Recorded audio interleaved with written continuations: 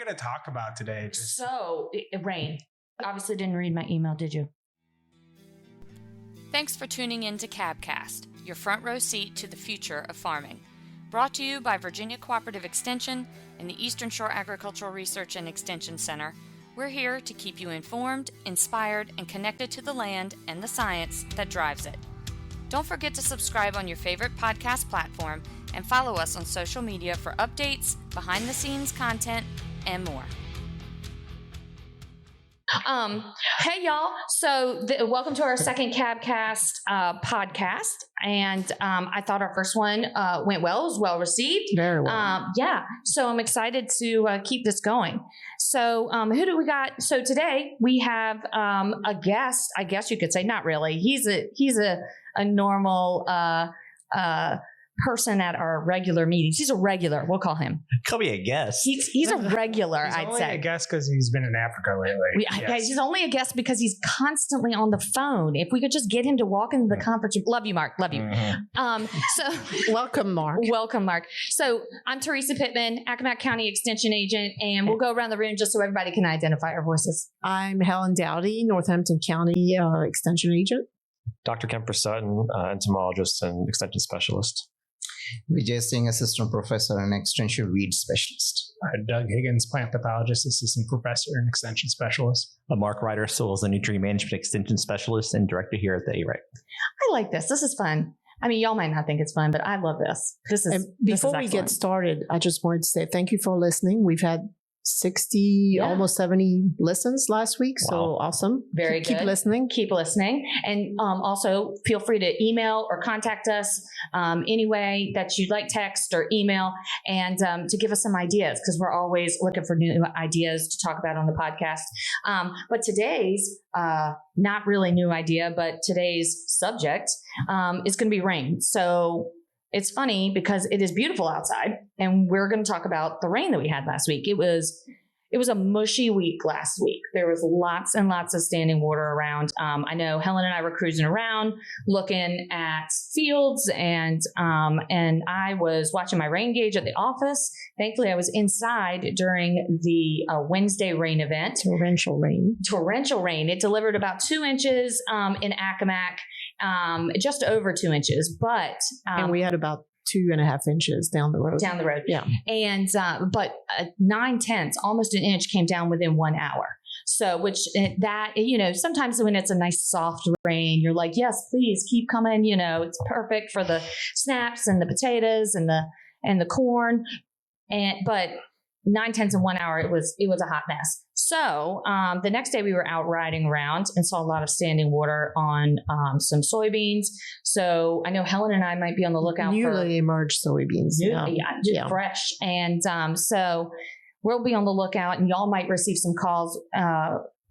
Maybe not, because y'all aren't soybean people. Tidewater AREC might receive some calls about replant questions on soybeans, and Helen and I. So we'll be on the lookout for that.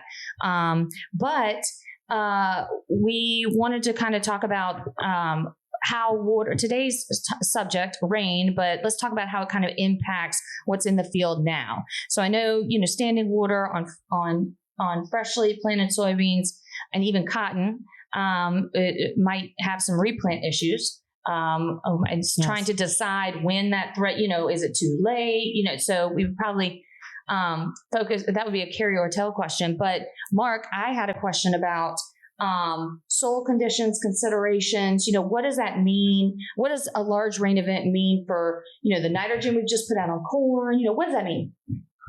Yeah, so I laughed a little bit when we talked about this or thought about this topic.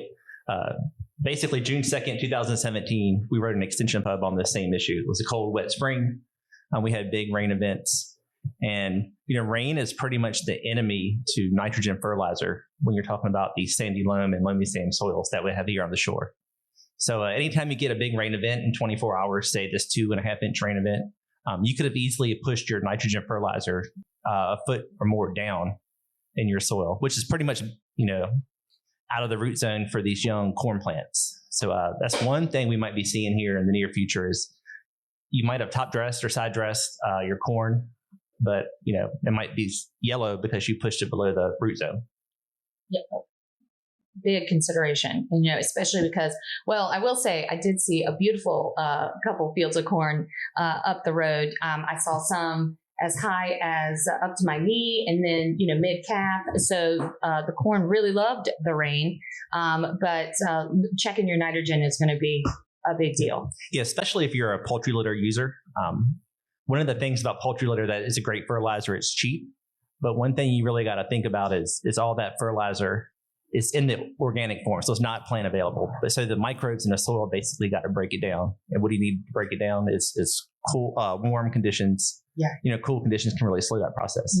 So especially if you use poultry litter, you might really be seeing some nitrogen deficiency right now in your corn. It'll come eventually when the soil is warm, as long as we keep having enough moisture to keep those microbes happy. But right now, it could really be suffering in these young corn plants. So we are actually looking for some heat units in the next couple weeks. Usually, well, if you ask me, I say no. I'd like to move to Montana, but but right now we need it to warm up a little bit to keep everything in the soils working. Absolutely. I mean, especially like I said, if you're a poultry litter user. Yeah. And there's a couple things you can do. You can do a pre-side dress nitrate test. You still have time for that.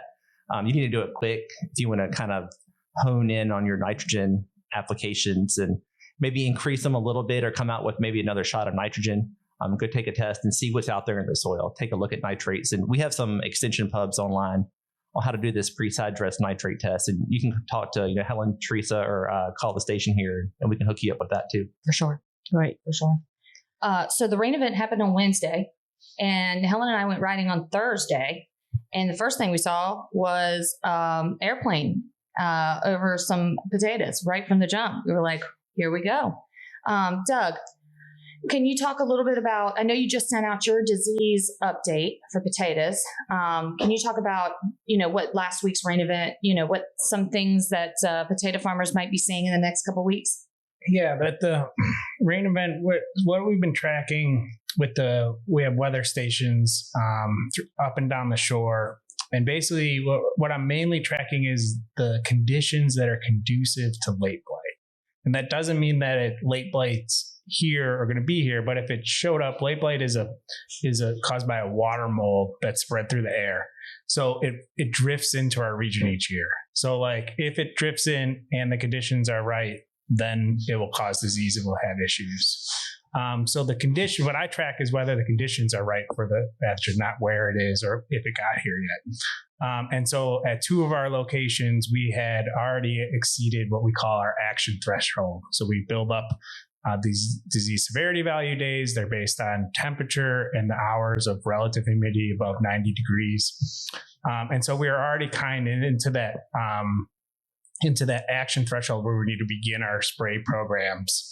And so what we saw was, once we reach that threshold, then we kind of look at how it changes from week to week. And that's probably why you saw folks out spraying, is because we're sitting at kind of a moderate risk. So we accumulated 6 and 7 DSV values at two of our locations over the 7-day period.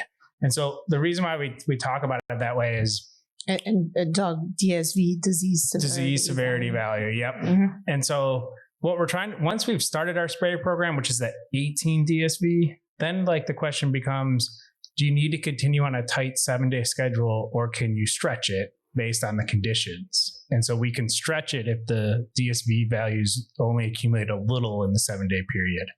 But because they were sitting in that moderate range, I think a lot of folks, and my recommendation was to stick on the 7-day spray schedule. So that's why you probably saw folks getting out there, after the rains to get them covered.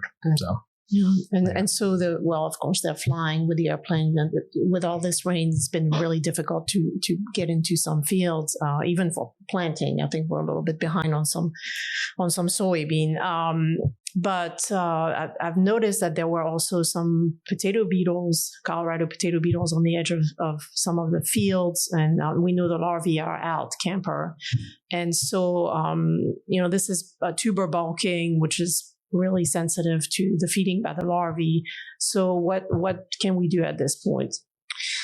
I mean, I traveled quite a bit this past week, mostly in Northampton County. It seemed like, honestly, most fields were really clean, but I think to go into all these different fields, like you mentioned, we are prone to some outbreaks, especially along the edges of your field. Yeah, it's been a lot better than last year. Less outbreak. I saw quite a few large larvae, not so much small as we move into the growing season. We only have that one generation per year. And so we're kind of getting towards the end of their life cycle. But, at least with Superior, which I've seen quite a bit of acreage with Superior this year, that last 30 days, they can actually withstand up to 50% defoliation without like a huge loss. Now, if you have later planted potatoes, I would still be really concerned about checking on them. Yeah. I mean, in terms of like, we have a lot of chemical options you can spray on them. I know a lot of guys are spraying combo products with a pyrethroid and a diamide, but, I've here at the station, like Besiege. Like Besiege, yeah. Like a lot of guys have been spraying Besiege, and there's nothing wrong with that. I tried to be careful with the pyrethroids because we can flare things like aphids and other things in the field, especially with CPB, their resistance issues with that pest. So pyrethroids technically can sometimes not really affect them the way we want them to. But so our diamide products are really good. Coragen, we kind of moved away from that. FMC's got a new product called Coragen Evo. It's got a higher percent active than the original Coragen, but also Vanacore is also labeled for foliar potatoes. It has the same active ingredients, same company, FMC. And we've also seen really good success with Torac and the Shino product this year. So there are some other options out there that don't involve pyrethroids that will have some good success on the beetles. And there are many more options, and you have a whole list. There's a long list of different options, but you got to kind of pick your poison literally in terms of what you want to invest on your crop. But certainly, if you receive too much defoliation early in the season, it could be a big problem down the road. Yeah, thank you. And Vijay, so what's happening on the wheat science side? Corn planting is almost over. Soybean is going on still, but growers who have applied pre-emergence herbicides 2 or 3 weeks earlier, and now it's a time for post-emergence, and suppose they would miss few more days for applying the post-emergence, then it would be quite concerning. Since the temperatures are rising and now there was a good moisture in field in the last 1 week or so, so that means your weeds would also grow very fast now. Yes. And the application time for weed control is basically that you would get excellent control if the weeds are about 3 to 4 inches tall. If they would exceed that, then it would be difficult to control that. Mm-hmm. Most of the herbicides are the post-emergence herbicide label for soybean and corn. You can actually apply up to 8 color leaf stage. There are a few herbicides which can even go a little, far, but yeah, that's in general. So yes, this time is very critical, especially for the corn. Soybean still we have time for post-emergence, but growers need to really think and come up with a plan when they can apply those herbicides. Very good. Thank you. In farming, it's always you're either praying for rain or you're praying it to stop rain, right? So it's either one or the other. So, but I think I was looking at my weather, my rain gauge or weather station outside my office kind of keeps a monthly. Of course, it just switched over to June, so I should have been there yesterday to check the May. But it keeps a monthly, a weekly. It'll do a rain event, and then it'll also keep yearly. And so apparently in Accomack we have had 147 inches of rain, 147.5 inches of rain since January, which sounds like a lot.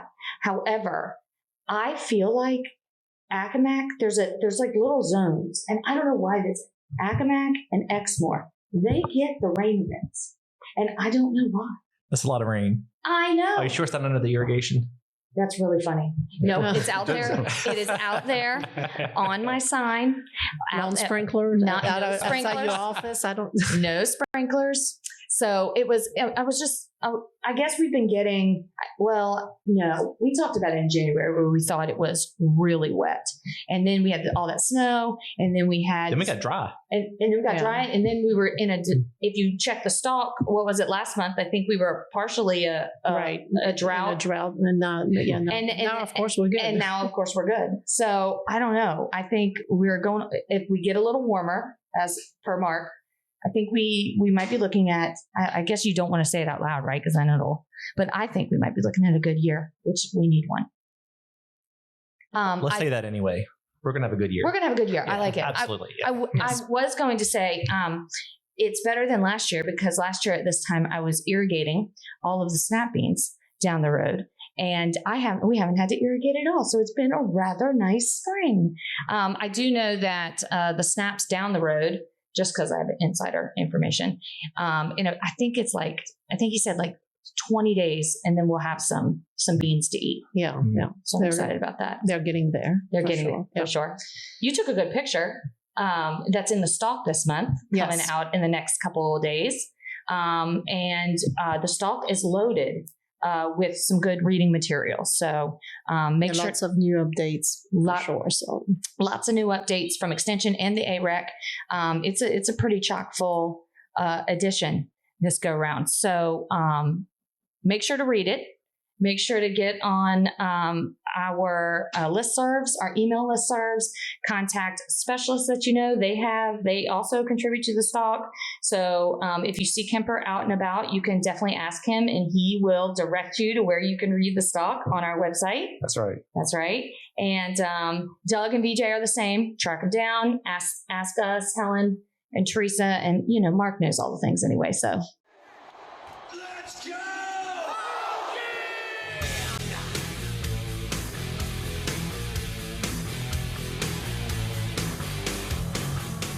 Welcome to CabCast, your trusted companion for exploring the cutting edge of agriculture, from the field to the lab and everywhere in between. Brought to you by Virginia Cooperative Extension and the Eastern Shore Agricultural Research and Extension Center, this podcast is rooted in science, innovation, and community. Whether you're a seasoned farmer, an aspiring agriculturalist, or simply curious about the forces shaping our food systems, CabCast is your go-to source for timely insights, expert advice, and practical knowledge, all conveniently delivered on the go.